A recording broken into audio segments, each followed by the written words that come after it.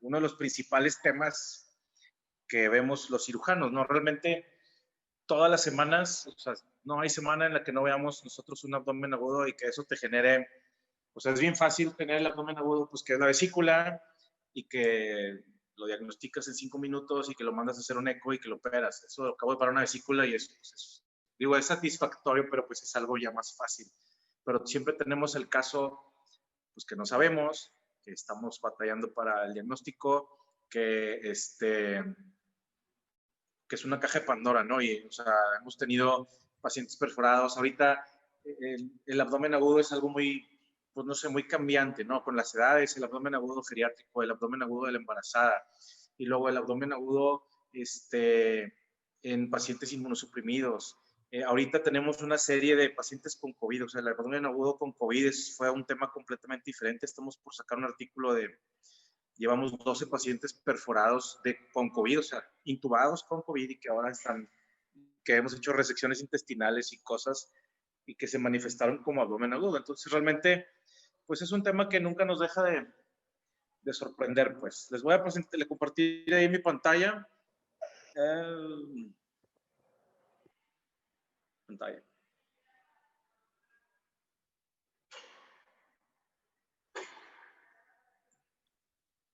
¿Ahí están viendo bien la presentación? Sí, doctor. Bueno, sin más presentación de mi parte, vamos a empezar a hablar de abdomen agudo.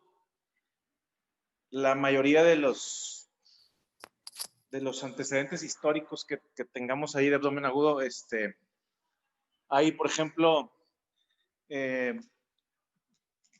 quienes lo catalogaban como el cementerio de los clínicos, ¿no? O sea, realmente un paciente con un abdomen agudo y que no sepamos diagnóstico y que no tengamos características del mismo, puede ser así, un infierno para el cirujano, ¿no?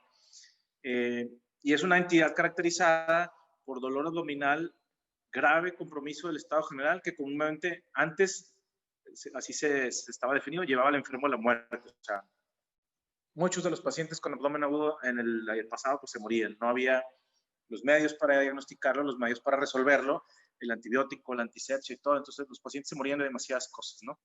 Y después fue definido un poquito ya más moderno como cualquier proceso abdominal con indicación operatoria urgente. Y ya una definición actual, pues es un síndrome, es un grupo de signos y de síntomas que afecta el abdomen de un individuo cualquiera y que determina un cuadro doloroso que traduce un compromiso orgánico importante y cuya resolución habitualmente es urgente y quirúrgica. Y ojo con la palabra habitualmente. Ahorita vamos a ver abdómenes agudos que no se operan, etcétera, ¿no? Entonces, síndrome que afecta el abdomen y que determina un cuadro doloroso que se traduce en un compromiso orgánico importante. La interpretación de los signos y síntomas de origen abdominal es difícil. O sea, las clases de propedéutica y lo que alcanzamos a ver de exploración y demás se quedan cortos. O sea, lo volvemos a aplicar y lo seguimos aplicando todos los días y aún así nos seguimos equivocando. Entonces, todo dolor abdominal amerita una buena historia clínica, antecedentes y una buena exploración física. Es bien fácil irse con la finta y luego nos brincamos detalles o nos brincamos cosas. La evolución del dolor es un dato importante, por esto hay que evitar los analgésicos y antibióticos antes de establecer la conducta a seguir. Esto es una conducta que ya se está perdiendo y cada vez es más común que yo llegue a urgencias y que el paciente ya está medicado. Entonces me hablan a la 1 de la mañana, me sacan de mi casa y quieren que venga a ver un abdomen agudo, pero ya le pusieron opioides o ya le pusieron ketorolaco a dosis altas, ¿verdad? Entonces, pues el diagnóstico para mí ya no está tan fácil, ¿no? ¿Por qué? Porque el paciente enmascara el dolor. La evolución es un dato importante, también hay que sacar procesos extraabdominales que puedan simular un abdomen agudo. Acuérdense que procesos como un infarto, como una neumonía basal, etcétera, pueden producir o emular dolores abdominales y que después el paciente sea evaluado por un abdomen agudo y que al final acabaste con un infarto o con una neumonía, etcétera, ¿no? Entonces, siempre hay que tener los ojos bien abiertos con estas cosas.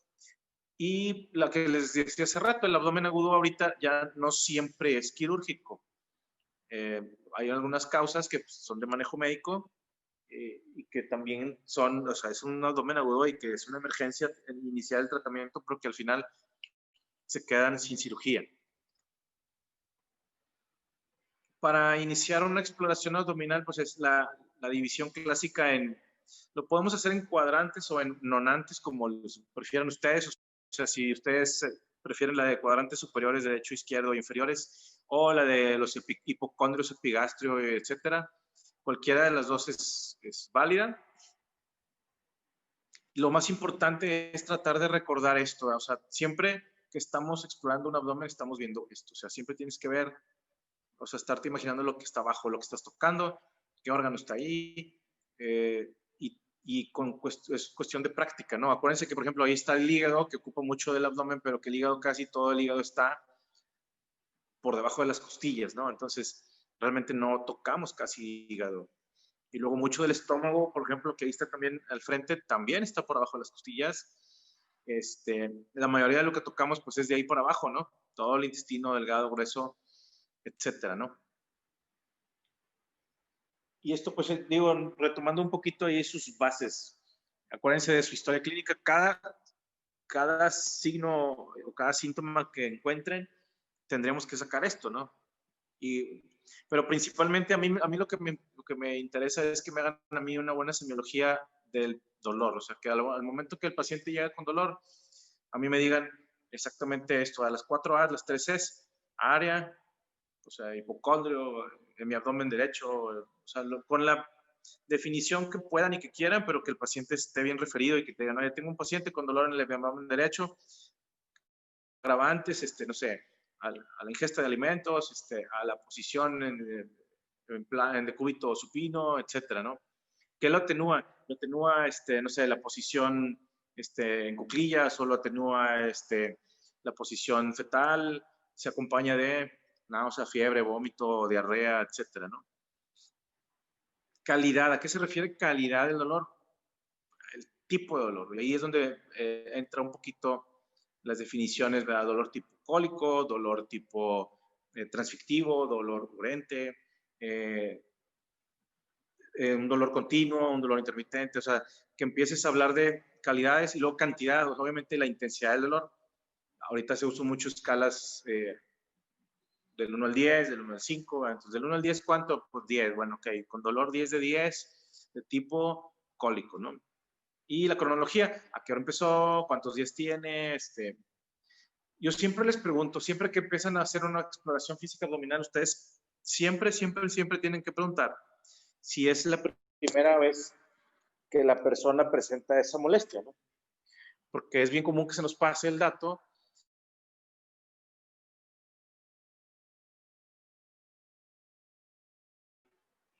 y estás pensando en, no sé, en una apendicitis. El paciente viene con un dolor, fosa ilíaca derecha,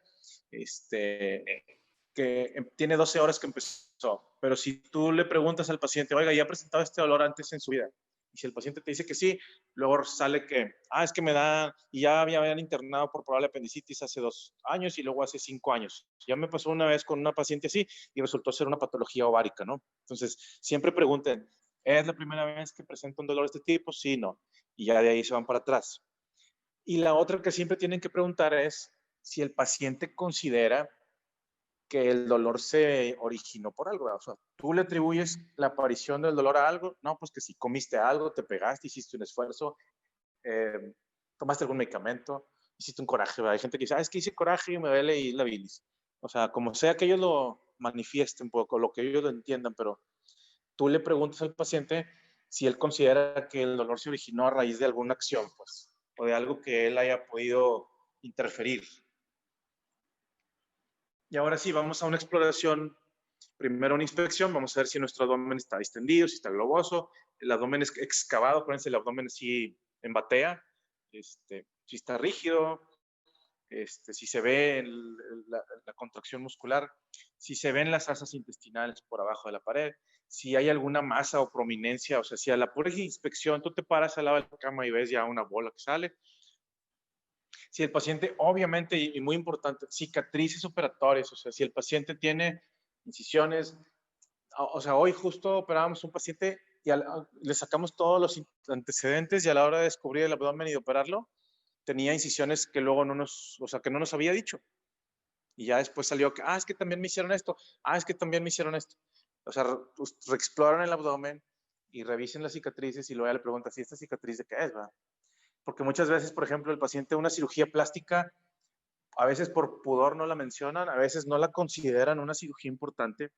La mayoría de las mujeres luego les preguntan y preguntas por cirugías previas y te dicen que no, y la cesárea no la consideran una cirugía, siendo que es una cirugía abdominal. Entonces, siempre pregunten bien cirugías, siempre pregunten y revisen bien las incisiones. Y orificios herniarios. O sea, acuérdense que por naturaleza el punto más débil de la pared abdominal es la cicatriz umbilical, pero tenemos también orificios herniarios en ambas ingles, hombres y mujeres. Y eso puede generar también problemas abdominales. Entonces, desde la pura inspección, a veces se mete uno, ves el abdomen y ya ves una ingle abultada, pues ya te puedes ir dando idea por dónde va la cosa, ¿no? Por dónde puede ir la cosa. O ves una incisión y en esa incisión el paciente tiene dolor, pues puede ser una hernia que está ahí estrangulada, encarcelada. Entonces, siempre chequen las incisiones previas. Y luego ya en la palpación, pues hay que ver palpación primero, palpación fina, ver si el abdomen está blando, si está rígido, si está depresible o no, si hay áreas más sensibles o no que otras. Y luego ver, ahorita tenemos con la epidemia ahí de obesidad que tenemos tan severa, que cada vez es más difícil hacer una palpación abdominal así, pues con más juicio, porque los panículos adiposos están muy gruesos. Ver si hay defensa muscular, resistencia muscular involuntaria, o sea, ya no nada más defensa, sino que el abdomen esté contraído o en manera todo el tiempo. Hiperestesia cutánea, que tú le pasas el dedo así por encima y que eso genera estimulación de las fibras del dolor y que eso le genere más dolor al paciente. Y obviamente palpación de vísceras o masas, ¿no? O sea, si tú palpas una vesícula y se toca la bola ahí, pues esa vesícula está demasiado inflamada. Si tú tocas un plastrón en fosílica derecha, que puede ser un apéndice complicado. Si tú tocas una masa en la pelvis, que puede ser un tumor, etcétera, ¿no? Entonces, a veces cuando el abdomen está muy rígido o cuando hay mucho dolor, pues la palpación y así no es tan, o sea, no es tan fiel. Y cuando el paciente ya está intubado y lo anestesiamos, completamos la exploración y se toca la masa, ¿no? Y percusión y auscultación, acuérdense de las características de los ruidos abdominales. Si el paciente está con distensión y si están las vísceras muy dilatadas y tiene lleno mucho de aire, pues se va a escuchar timpánico, lo percute si se escucha como si tuviera un globo con aire. Y matidez, lo contrario, ¿verdad? Que el paciente esté completamente con algo sólido. Un tumor, o sea, si yo toco una bola y la veo y la percuto y se oye todo mate, pues ese paciente tiene una bola o es algo sólido, ¿verdad? No es aire, no es una víscera hueca. Y auscultar silencio abdominal o peristalsis de lucha. Acuérdense que en el caso de la obstrucción intestinal, si la pescamos en las primeras horas, tú le pones el estetoscopio al paciente y el intestino está con un hiperperistaltismo tratando de vencer el sitio donde está obstruido. Pasan unas horas, el intestino se fatiga y se acabó la peristalsis de lucha y ahora sí tienes silencio abdominal.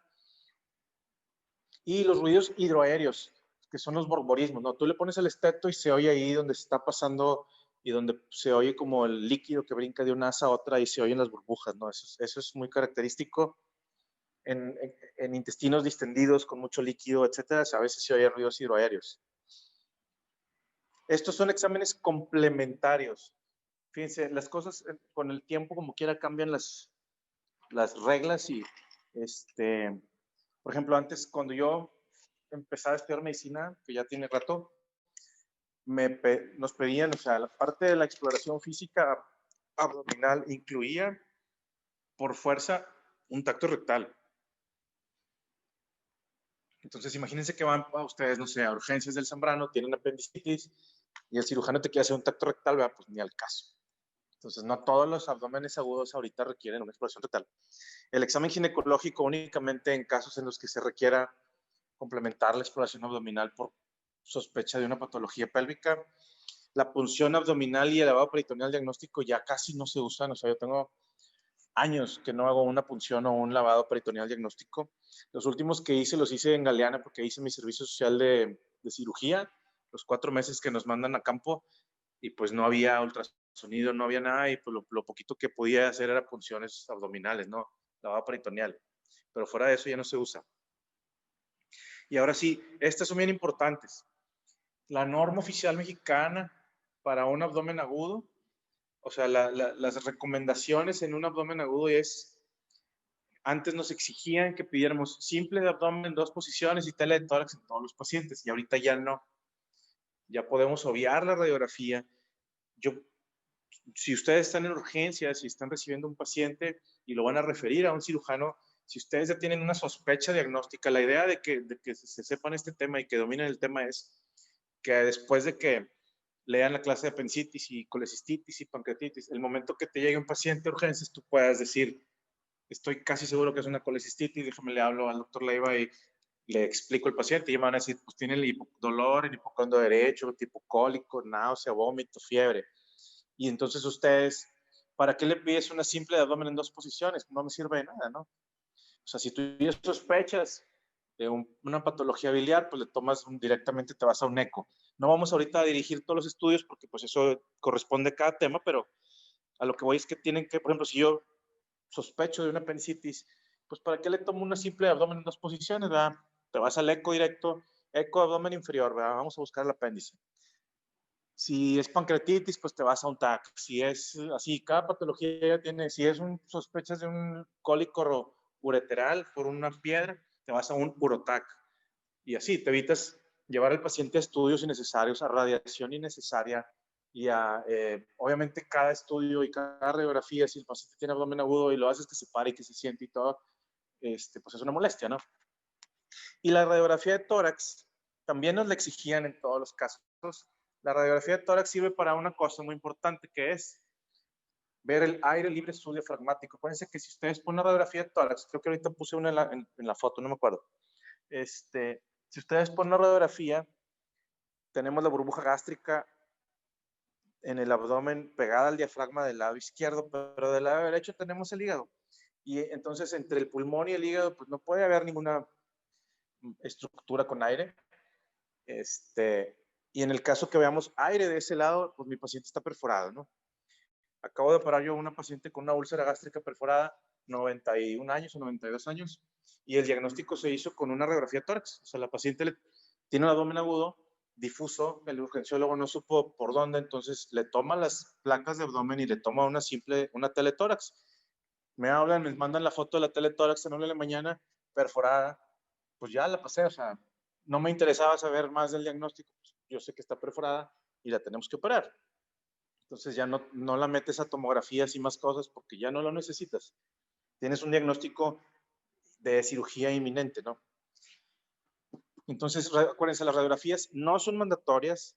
Si no tienes una idea de lo que está pasando, pues sí le pides las radiografías, pero si ya estás enfocado a apéndice, vesícula, páncreas, riñones, etcétera, pues te vas al estudio directo de ese órgano, ¿no? Y cuando lleven el curso de cirugía, en las clases vamos a, para apéndice te vas con eco, para vesícula te vas a eco de vías biliares, para pancreatitis te vas directo al TAC, o sea, no le vas a tomar estudios que no necesite.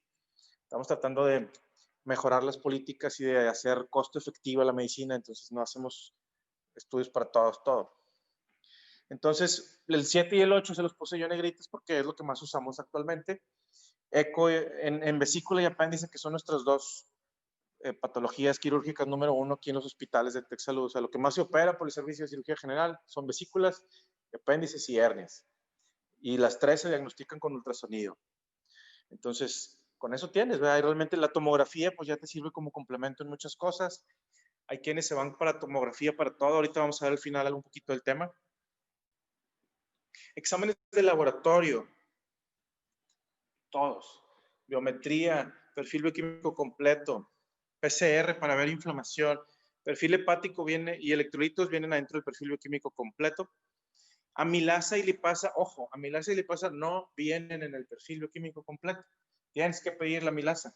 Y si todos los pacientes que tienen sospecha de patología biliar, aunque tú lo veas bien chafo y digas, es una vesícula con un cólico biliar ahí sencillo, pides amilasa. ¿Por qué? Porque puede estar ante una pancreatitis biliar Y si pasas por alto una pancreatitis y te metes a quirófano con una pancreatitis, al paciente le puede ir muy mal y a ti más mal. Entonces, siempre es patología biliar, pides tus laboratorios y pides amilasa y lipasa. Y ahora sí, vamos a diferenciar un poquito dolor visceral y dolor parietal. El dolor visceral, o sea, si a mí me duele, vamos a poner el ejemplo del apéndice. No sé si aquí alguien ya tuvo apendicitis. A mí me quitaron el apéndice cuando estaba en sexto año de medicina. Entonces, yo me despierto, estaba rotando, no había materno todavía, no existía ese hospital. Estábamos en la Lolita, que está ahí en San Pedro. Y iba a la Lolita, me despierto como a las 5 de la mañana con un dolor en el centro del abdomen, como raro, como vago. No, como si algo me hubiera caído mal. Primera reacción, pues vas y te sientes en el baño y no pasó nada y ya no me puedo dormir, entonces me meto a bañar. Y al final terminas, el dolor se va localizando y de estar un dolor vago así raro que no me dejaba como descansar, me fui al hospital, a medio camino me paro a vomitar ahí en Calzada San Pedro, me vuelvo a parar en Calzada del Valle a vomitar, pues me regresé a mi casa, ¿va? Y ya en mi casa me empezó a doler de la fosa ilíaca derecha. ¿Qué pasó? O sea, el apéndice, al final salí con apendicitis, me operaron. Pero ¿por qué al principio me dolía el mesogastrio y no me dolía el área del apéndice? El apéndice no se mueve, el apéndice siempre estuvo en su lugar. Y ahí nos vamos a esta diapositiva, ahorita me regreso. Ahí está mi apéndice. El dolor visceral es un dolor que no es localizable por las raíces nerviosas, se va directamente, es un dolor profundo. Entonces el paciente lo refiere como un dolor vago en epigastrio, mesogastrio o hipogastrio. Tienes así como un dolor, dicen, siento raro, me siento como mal, como si algo me hubiera caído pesado. No te pueden decir exactamente, me duele fosa ilíaca derecha, me duele hipocondrio, me duele. No te lo pueden manifestar así. Y tampoco tiene signos abdominales en ese momento. Y el dolor de origen parietal, el dolor de la pared abdominal, ese sí corresponde a las raíces nerviosas del peritoneo parietal. Acuérdense que el peritoneo es como una bolsa. Los órganos todos están envueltos en peritoneo, pero la parte de afuera de la bolsa, que es la que está pegada a los músculos por atrás, ese es el peritoneo parietal. Ese sí está inervado por las raíces de T10, T11, T12, L1, L2, etcétera. Entonces, si yo le pico el peritoneo parietal con una agujita, yo le puedo generar dolor y el paciente puede decir exactamente en dónde le está doliendo. El peritoneo parietal sí localiza el dolor. El peritoneo visceral no localiza el dolor. Esa es la diferencia entre un dolor abdominal del visceral y el parietal. Entonces, cuando se inflama el apéndice, primero genera dolor visceral, una distensión de una víscera hueca, el apéndice se empieza a distender y eso genera un dolor vago. Cuando ese apéndice distendido toca la pared abdominal, es cuando el paciente tiene el signo de McBurney y todas las cosas que vamos a ver al rato. Ahí es cuando tienes localización del dolor.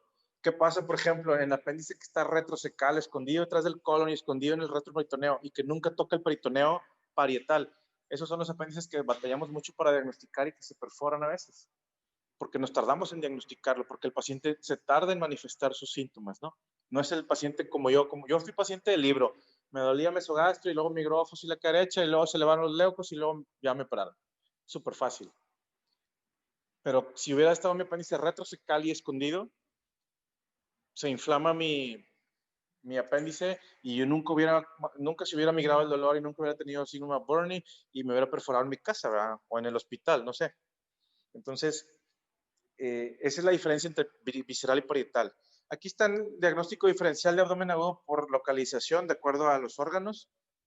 Y ahí está, por ejemplo, cuadrante superior derecho, pues el principal es la vesícula, ahí está. Cuadrante superior izquierdo, acuérdense que no tenemos gran cosa ahí. Entonces, eso incluye neumonía, incluye infarto, úlcera perforada, pancreatitis puede ser. Y los cuadrantes inferiores, pues el derecho, el número 1, pues ahí está la apendicitis. Y luego todas las causas ginecológicas, que es salpingitis, absceso tubovárico, embarazo ectópico roto, quiste ovárico, etcétera, ¿no? Y el cólico ureteral del lado derecho. Y en el lado izquierdo, lo ginecológico del lado izquierdo, el cálculo del lado izquierdo y los divertículos del sigmoides. O sea, los del cirujano es del lado derecho el apéndice, del lado izquierdo del colon, los divertículos colónicos. Y central, pues puede ser una obstrucción, una pancreatitis, una apendicitis que está empezando, trombosis mesentérica y aneurismas de la aorta, entre muchas otras cosas, ¿no? Ahí está un poquito lo de la inervación que ya platicábamos. Hay una ley que se llama ley de Stokes-Adams. Y acuérdense, todo músculo liso abajo de una serosa inflamada se paraliza.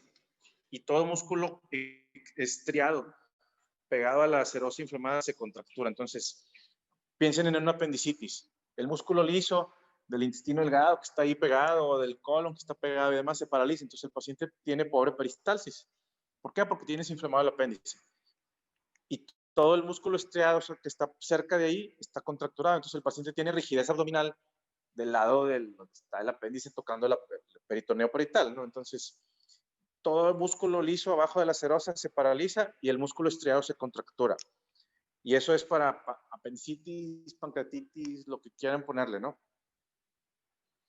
Aquí está un poquito las inervaciones y características del dolor. Y está diverticulitis, apendicitis en los cuadrantes inferiores, vesícula y páncreas en los superiores, perdón. Ahí está carácter de dolor cuando es repentino e intenso. Acuérdense que también tiene mucho que ver, y lo van a ver cuando lean cada patología, que no es ahorita tema para cubrirlas todas, es imposible.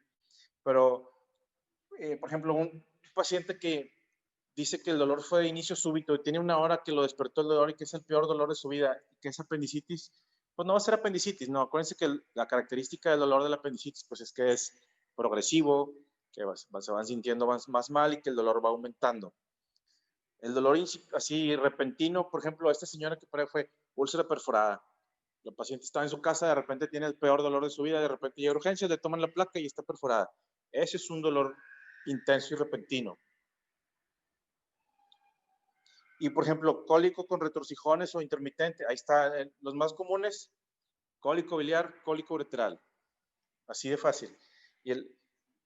¿Cuál es la característica del cólico biliar? Acuérdense bien fácil. El cólico biliar, siempre, cuando es cólico biliar y no una colecistitis aguda, el cólico biliar es autolimitado, se quita solo. Le des lo que le des al paciente, le damos paracetamol, se le quita, si le damos buscapina, se le quita. Si no le das nada, también se le quita.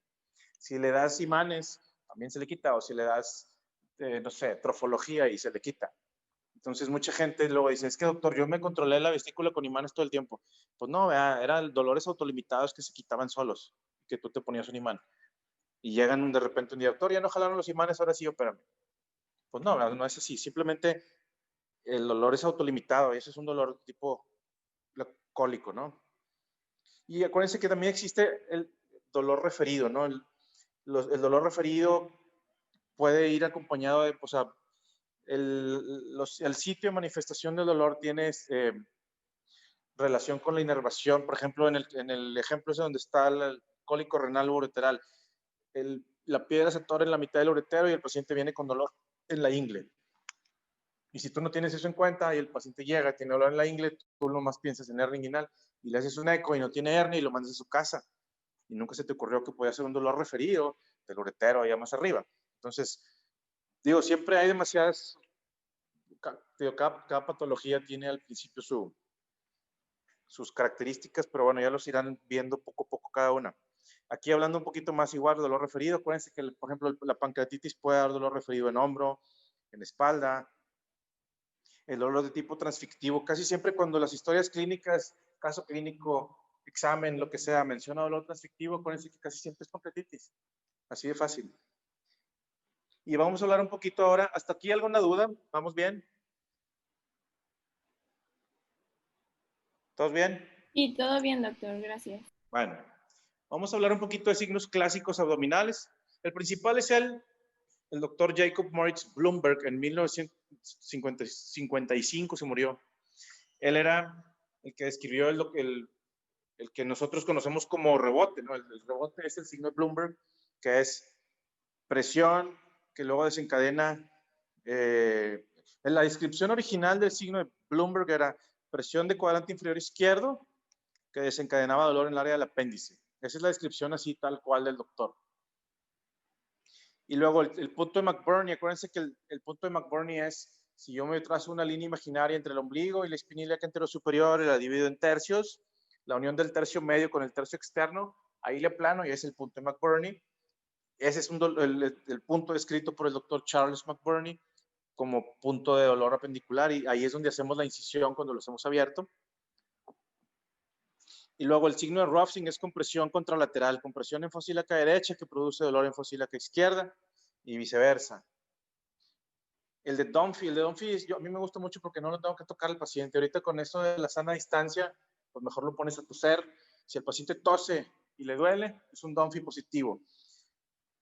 Si el paciente, si le preguntas, oye, cuando venías por acá, no sé, los topes aquí en la entrada, los pozos, los baches. Ay, doctor, cada que pasaba un bache me agarraba y me dolía. Eso se interpreta como irritación peritoneal también, ¿verdad? Viene siendo algo parecido al Dunphy. El Murphy, que es el de la vesícula, acuérdense que luego les pido cuando estamos explorando que que chequen el Murphy y nomás le aplanan así al chile en el hipocondrio derecho. Ay, doctor, sí, tiene Murphy. No, el Murphy bien explorado tiene que ser que yo le aplane al paciente y le pido que saque todo el aire y luego trato de palpar la vesícula y en ese momento le pido que inspire. Y si al paciente se le corta la inspiración debido al dolor, ese es un dolor, un Murphy positivo, ¿no? Que el paciente trate de meter aire y que la inflamación de la vesícula haga que corte la inspirada. Ese es un Murphy positivo. Estos del obturador y del psoas los usamos para exploración apendicular. Acuérdense, el signo del obturador es dolor en la rotación interna de la cadera y el del psoas es un dolor en la extensión de la cadera. Y ahí está el dibujito, miren, ahí está el psoas. El psoas, acuérdense, yo sé que se lo saben perfectamente bien, que se origina en las apófisis transversas de L1 a L5 y que forma un fascículo grueso de músculo y que va y se inserta en él, trocánter mayor o menor. Ahí está el dibujito, trocánter menor. Y o sea, fíjense dónde se origina, en las transversas de los lumbares, y va y se le inserta en el trocánter. Entonces, ¿qué hace? Pues ayuda a levantar la pierna, ¿no? Si yo le pido al paciente que levante la pierna, pues estimulo el psoas. Y el obturador es un poquito más complicado. Acuérdense que tenemos un agujero en la pelvis que es el agujero obturado, y el obturador ocluye casi toda la ceja del agujero obturado, excepto ese puntito blanco que se ve ahí. Ah, no tengo pointer aquí. Excepto ese puntito blanco que se ve ahí en medio, que es para que pase un vaso sanguíneo, que luego me dicen cuál es. Bueno, el agujero, el músculo obturador, fíjense, ahí está en todo el borde del agujero y va y se inserta en la cara posterior del trocánter mayor. Y eso también, ahí está el colon y ahí está el apéndice atrás del músculo. Si yo le pido al paciente, hacemos el signo obturador y da positivo, quiere decir que ese paciente, su apéndice se irrita cuando mueve el músculo obturador. Y si yo le pido al paciente, este es como se debe hacer el psoas, si yo le pido que extienda la pierna para atrás y eso le genera dolor, quiere decir que el paciente tiene el apéndice en contacto con el psoas. Entonces acuérdense, o sea, el apéndice nada más puede estar o para un lado o para el otro. Si tiene obturador positivo, por lo general tiene psoas negativo, porque el apéndice está en la pelvis.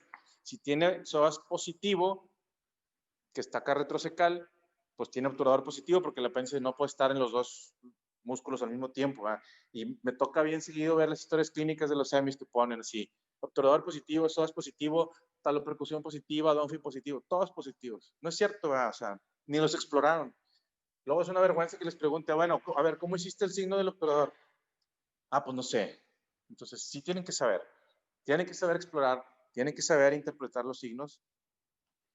Ahí está la radiografía que les quería que pidiéramos. ¿De qué sirve? Pues ya muchas veces de nada, pero si ustedes tienen duda o si están en un servicio de urgencias y no tienen más estudios, pues van a pedir radiografías y esas son las 4 cosas que nos interesa a nosotros buscar en una radiografía. Masas, mass, gas, stones and bones. Efecto de masas, tumores, sombras grandes que parezcan un tumor, bola, etcétera. Cambios importantes en el patrón de gas, dilatación importante de asas de intestino, aire libre, subdiafragmático, etcétera. Todo eso son patrones de gas anormales. Cosas en los huesos o calcificaciones. Acuérdense que, por ejemplo, las piedras de la vesícula rara vez se ven calcificadas, menos del 10%. pero las piedras de los riñones, más del 90% se calcifican. Entonces, si yo veo, el paciente viene por dolor, le tomo una placa y tiene una piedra en el trayecto del uretero, pues puedo tener una ureterolitiasis y ya tengo mi diagnóstico, ¿verdad? Entonces, y por último, bones, alteraciones, fracturas costales, cosas de la pelvis, cosas de la columna, etcétera. Entonces, siempre hay que aprender a interpretar radiografías de abdomen. No sé si se ve cuando le amplío la pantalla, si se ve, se amplía su pantalla o no. Sí, doctor. Sí, sí, sí. Bueno, fíjense los psoas de los dos lados. Ahí está la columna, sí se ve con claridad ahí el psoas de cada lado, ¿no? Acuérdense que el psoas estaba pegado ahí a las hipófisis transversas. Bueno, ahí está la rayita negra que delimita cada uno de los dos psoas. Eso es una radiografía de abdomen normal. Cuando los psoas se borran, por ejemplo, en la apendicitis había borramiento del psoas del lado derecho. Si ves el psoas izquierdo, pero no ves el psoas derecho, quiere decir que hay algo inflamado ahí pegado. Y eso era como un signo de apendicitis. Y acá tenemos otra cosa que es la grasa preperitoneal. Fíjense, está lo negro, acuérdense que en la radiografía el aire es negro, lo negro es aire, y luego se ve la grasita, y luego se ve una capa blanca ahí que es la piel y tejido subcutáneo, y luego se ve algo negrito por abajo, esa es la grasa preperitoneal. La grasa es lo siguiente menos denso después del aire. Entonces, se ve la rayita blanca de la piel y luego algo negrito ahí, esa es la grasa preperitoneal. Y del otro lado, si les amplío, ahí también se ve como la piel, así la rayita, y luego una sombrita negra, esa es la grasa preperitoneal. Si esa grasa está borrada de uno de los dos lados, podemos asumir que hay algo inflamatorio ahí debajo. Si se fijan, es demasiado inespecífico, pero pues funciona, ¿no? Para algunos casos funciona. Entonces, siempre que puedan, traten de ver las radiografías, analicen las radiografías, analicen, por ejemplo, ahí está el estómago, está la burbuja gástrica, está el duodeno, ahí está el colon ascendente lleno de shit poquita, y luego acá tenemos colon también de este lado. Y acuérdense que casi todos, si les tomo una radiografía ahorita y vamos a la pelvis, todos tenemos gas distal, todos tenemos un gas ahí guardado. Cada quien sabe cómo y dónde lo saca, pero ahí está. Si el paciente que estamos viendo en la radiografía no tiene gas distal y el paciente viene por datos de probable oclusión, pues la radiografía nos lo está confirmando, ¿no? Entonces, ojo siempre con las radiografías. Ahí está una radiografía, por ejemplo, un patrón obstructivo. Fíjense cómo está dilatado el intestino delgado. Eso se llama pilas de monedas. Y luego acá es el mismo paciente, pero de pie, se forman esos niveles hidroaéreos, o sea, se forma aire arriba, agua abajo y parece como una escalerita. Y entonces ese es otro que se llama patrón en escalera, la dilatación del intestino, las pilas de monedas acá en el otro lado, ausencia de gas distal en la pelvis. Ese paciente está obstruido. Hasta no demostrar lo contrario, ese paciente tiene oclusión intestinal. Vean la diferencia del patrón de gas de esa radiografía a esa radiografía, ¿no? Entonces, ¿qué les puse ahí? No me acuerdo. Algo les iba a poner ahí y ya se me olvidó. Bueno. Una radiografía de una paciente mía. Ahorita se las busco. Y luego este es un ultrasonido. El ultrasonido no es cobertura de la plática, hablar del ultrasonido y todas sus aplicaciones, pero sí es una herramienta que usamos bastante. Por ejemplo, ahí está nuestro apéndice cecal. Con mucha imaginación se ven como varios circulitos, ¿no? Ese es un signo de la diana, es un target positivo. Un paciente que tiene ese signo y que se lo encuentra en la fosa ilíaca derecha, pues es una apendicitis aguda. Hay que medirlo, hay que ver que no sea compresible, otras características, pero al final el ultrasonido tiene esas virtudes. Acuérdense que el ultrasonido tiene la desventaja de ser operador dependiente. Depende mucho si el ultrasonido me lo hace el jefe del servicio de radiología o el R1 del servicio de radiología.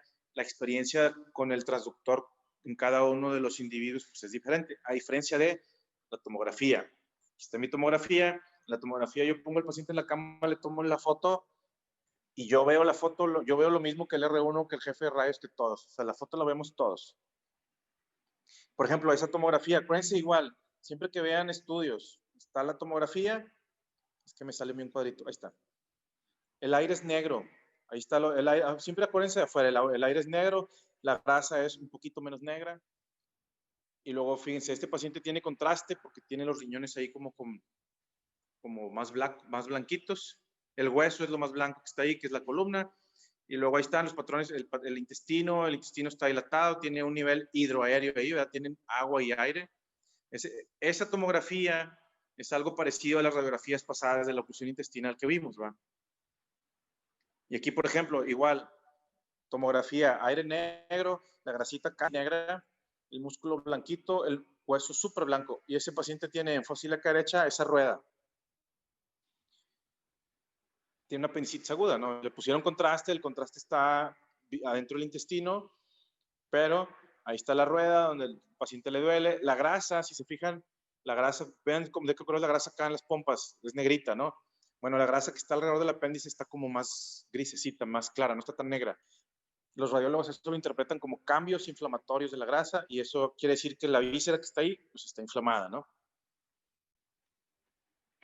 Ahora, ¿qué tenemos que hacer? O sea, ¿a dónde queremos llegar con nuestro abdomen agudo? Saber si mi paciente tiene o no que ser operado y si es una urgencia operarlo o no. Entonces, eso es, o sea, todo lo exploración y meterlo al eco y al TAC y revisarlo y todo. Al final lo que queremos saber son estas dos cosas. ¿Opero o no lo opero? ¿Y cuándo lo opero? Y ahí tenemos causas quirúrgicas de abdomen agudo, infecciones, perforaciones, obstrucción, isquemia, las separamos dependiendo de la etiología, ¿no? Y hemorragias, ¿no? Entonces, por ejemplo, infecciones, pues ahí están las más comunes, apendicitis, colecistitis. En obstrucción, pues obstrucción de intestino en todos los niveles. Las isquémicas, acuérdense que el dolor isquémico tiene una característica muy particular que es un dolor que no corresponde con lo que estoy encontrando en la exploración física. En la última trombosis que operamos, el paciente tenía un dolor que era el peor dolor del mundo y no tenía ningún dato de resistencia abdominal. El paciente estaba con el abdomen completamente casi súper relajado, sin dolor, sin nada. Y al final el paciente acabó con la mitad del intestino necrosado. Y en mi cuenta de Twitter puse la foto del intestino ahí necrosado hace como un mes. ¿Y qué pasó? Pues entramos y el intestino estaba negro y quitamos como unos 3 metros de intestino. Entonces, hay una clasificación que es la clasificación de BOCUS. Y la clasificación de BOCUS son padecimientos intraabdominales que requieren cirugía inmediata, que no requieren cirugía o que simulan abdomen agudo. Déjenme regreso al grupo A, las que requieren cirugía inmediata, pues ahí está la apendicitis, la obstrucción, la perforación de víscera, la colecistitis complicada, el aneurisma disecante, trombosis mesentérica, que ya les dije, causas ginecológicas varias como el absceso tubovárico, el embarazo ectópico, etcétera, la torsión testicular y la necrosis pancreática infectada. Eso es lo que requieren que yo me meta quirófano en ese momento. Padecimientos que no requieren cirugía. Enfermedad acidopéptica no complicada, pasa seguido, el paciente llega, cree que es el peor dolor de su vida, llega a urgencias, se siente que se está muriendo y acaba siendo una gastritis. Toman el medicamento, le toman todo, le toman electro para ver que no se está infartando y le haces todo y el paciente, todos los estudios salen normales. Padecimientos hepáticos como hepatitis aguda o absceso hepático que se traten con medicamento. Padecimientos intestinales como una gastroenteritis, ese es nuestro peor diagnóstico diferencial. ¿Verdad? Llega el paciente, ya te estás ahí lamiendo los bigotes como los gatos, pensando que vas a operar y al final sale todo normal y el paciente tiene una diarrea, abre con su cuadro de pseudoapendicitis abre con diarrea después y te quedas con las ganas de operar y no operas nada. ¿Por qué? Porque era una gastroenteritis aguda. Infección de vías urinarias o los cálculos urinarios. A mí me choca que me hablen por cosas urinarias porque se confunden muy seguido y al final pues te decepcionas porque te vas a tu casa y llega el urólogo bien contento, ¿no? Entonces, pues os digo, no todos, uno pierde y uno gana, ¿va? Padecimientos ginecológicos también es muy común. Acuérdense que la pelvis es un embudo y los órganos están ahí bastante estrecho, en un espacio muy estrecho y puede ser muy confuso el diagnóstico. Y causas poco frecuentes como vasculitis, porfiria, etcétera, ¿no? Y padecimientos extraabdominales que simulan abdomen agudo. Infarto al miocardio, neumonía, pericarditis, septoacidosis diabética, causas hematológicas como la anemia de células falciformes o la púrpura de Genoch, que pueden producir datos de abdomen agudo, ¿no? Esas son ya más raro que te las encuentres, pero a mí sí me ha tocado ver alguno que otro infartado con abdomen agudo. Y ahora sí, ¿qué vamos a hacer? uso racional de antibióticos. Acuérdense que tenemos ya problemas de multiresistencia en muchos lados, entonces no podemos estar dando bombazos, ¿no? No pueden ustedes, si están en una unidad de urgencia, si están en su servicio social de campo, si están en un centro de salud, refiriéndole el paciente al especialista, pues no puedes estarle empezando doble esquemas y sin autorización y sin tener un diagnóstico, ¿verdad? Entonces, y desgraciadamente pasa, llegas y el paciente ya le pusieron 2, 3 dosis de ceftriaxona y ya le pusieron clindamicina y como no jaló, pues ahora sí háblale al cirujano. Entonces, pues no, vean, no es así. Acuérdense que hay que hacer nuestro ABC, tener asistencia respiratoria, que el paciente esté bien ventilado. Si se requiere poner una nasogástrica, si se requiere ponemos sonda de Foley y checar hidratación y administración de líquidos y electrolitos de nuestro paciente. Y ahora sí, ya lo vamos a operar. ¿Qué le hacemos? ¿Cuál es el gold standard? Laparoscópico, abierto. Entonces, el dilema aquí es dónde estamos y qué cirujano es el que lo va a tratar, ¿no? O sea, si te ponen el Zambrano y tienes a todos los cirujanos aquí, te pueden hacer por laparoscopía casi todo, ¿no? Pero si no se tiene el equipo apropiado, pues, otro abierto, ¿no? Yo en Galeana, en mi servicio, las vesículas las hice abiertas todas, porque no había laparoscopio. Y la otra es si el cirujano está capacitado, ¿no? Puedes tener el mejor equipo, pero no todos los programas de cirugía en todo el país se entrenan bien en laparoscopía a sus residentes. Entonces yo puedo confiar en un residente que yo conozco, como los de aquí, que yo ayudé en el entrenamiento, que yo vi cómo operaron, pero no puedo confiar en alguien que viene, no sé, de un hospital que en Tamaulipas y que viene de repente y me quiere operar una hernia inguinal por laparoscopía. Entonces, tienes que estar seguro que la persona sabe exactamente usar el equipo y hacer las cosas por la vía que está haciéndolas, ¿no? ¿Y hacia dónde va todo esto? Ustedes que están más chicos, yo tengo 43 años, cuando yo estaba de su edad, pues aquí en Monterrey estaba de moda la laparoscopía y todo el mundo quería ser laparoscopista, todo el mundo quería hacer funduplicaturas y hernias por laparoscopía y no todos los cirujanos la podían hacer y los viejitos nunca aprendieron y cosas así, ¿no? Y ahorita, pues ya estoy yo en otra edad y ustedes están en formación y a ustedes les toca aprender otras cosas que a lo mejor yo no voy a poder aprender. Entonces, ya tenemos, por ejemplo, puertos de 2 milímetros para mini laparoscopía. En lugar de hacer incisiones de 1 centímetro y de medio centímetro, ponemos incisiones milimétricas, ¿no? El robot, aquí en el Zambrano ya tiene un robot, el Doctors tiene un robot, el Hospital Ángeles tiene un robot, los urólogos operan demasiadas cosas con robot.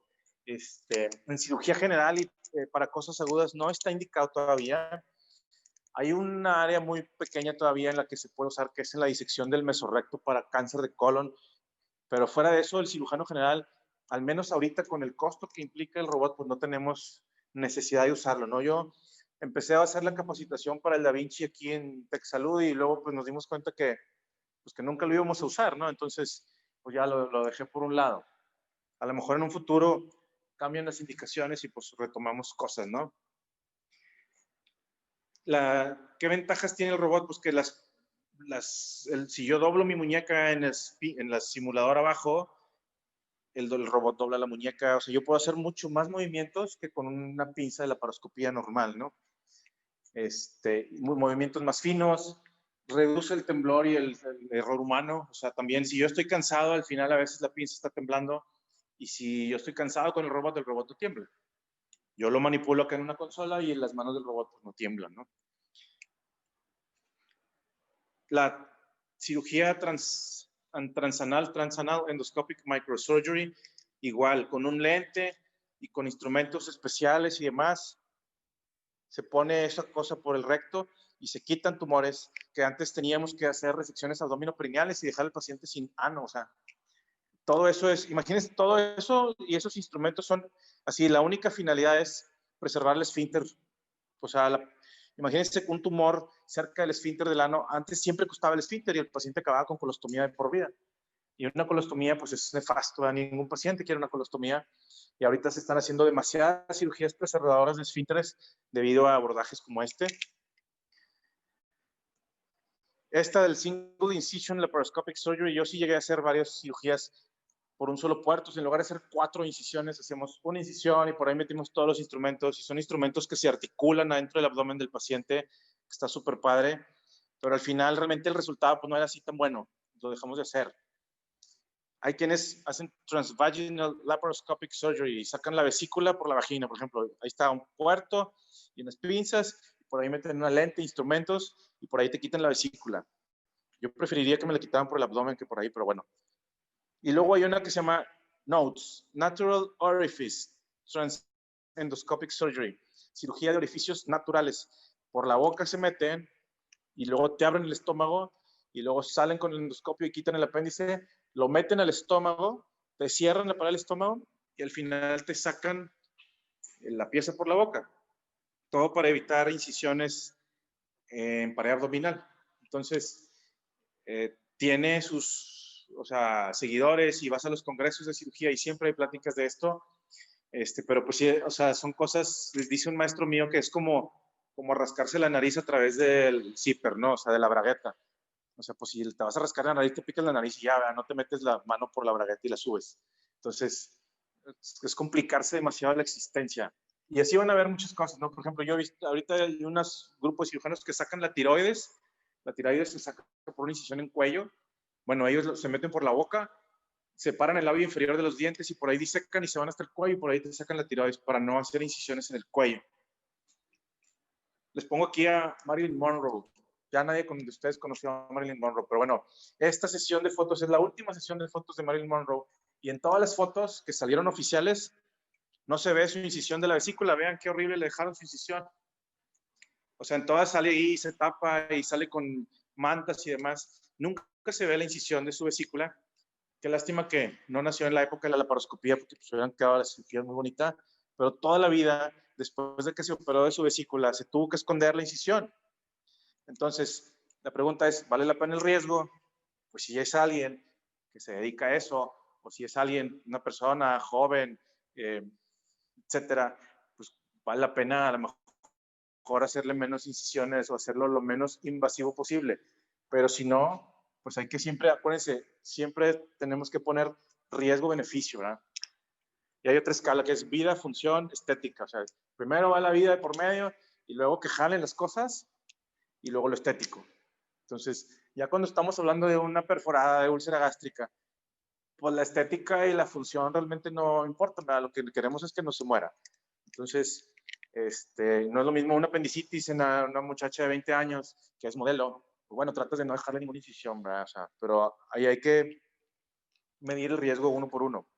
Y por último, ¿cuál es la realidad actual en el diagnóstico y manejo del abdomen agudo? Tristemente, todos los signos y exploración y todo lo que les acabo de decir, ahora lo reducen y lo hacen así. Hacen una historia clínica y le tomas un TAC y le hablas al cirujano. Y así cuando estuve yo en Estados Unidos, debido al alto índice de demandas por errores médicos, el urgenciólogo se protege y toma TAC para todo. Llega el paciente, me duele el abdomen, TAC.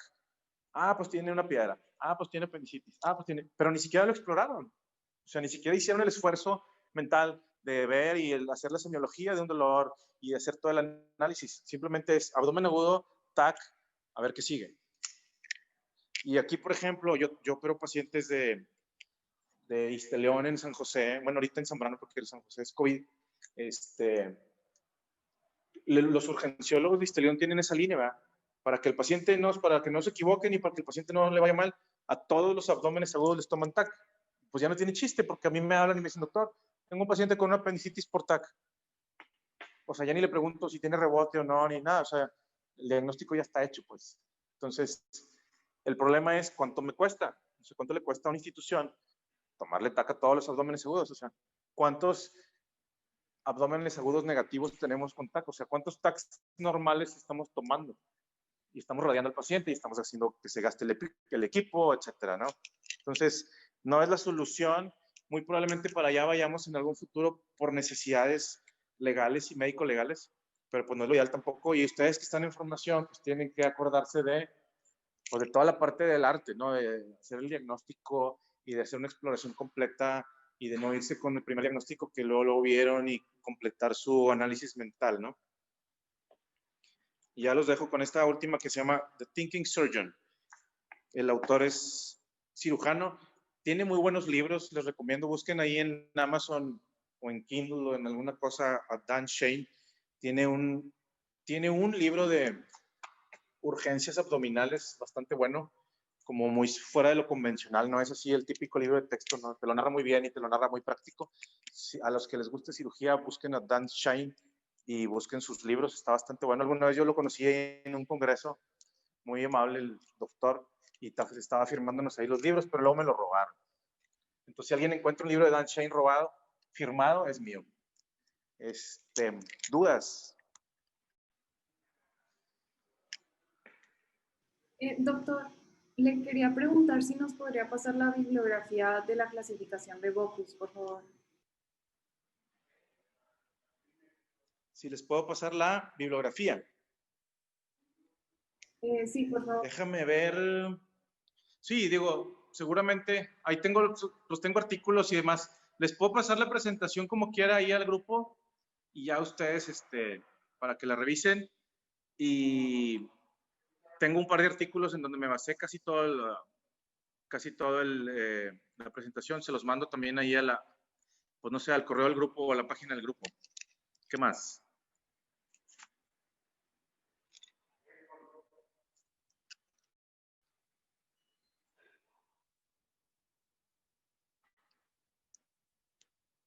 Bueno, si ya no hay más dudas, vámonos todos a descansar. Pues quedo a sus órdenes. Lo que se ofrezca, ahí está en la última diapositiva mi correo, según yo, y el Twitter y eso. Y pues aquí nos vemos los que vengan a clínicas o los que ya estén en clínicas, pues aquí están bienvenidos. Ok, que tengan buena tarde. Gracias, doctor. Muchas gracias, doctor. Gracias. Gracias, doctor. Gracias. Doctor. Aquí está su reconocimiento oficial. Muchas gracias. A usted. Bueno, que tengan muy buena tarde. Muchas gracias, doctor. Bye.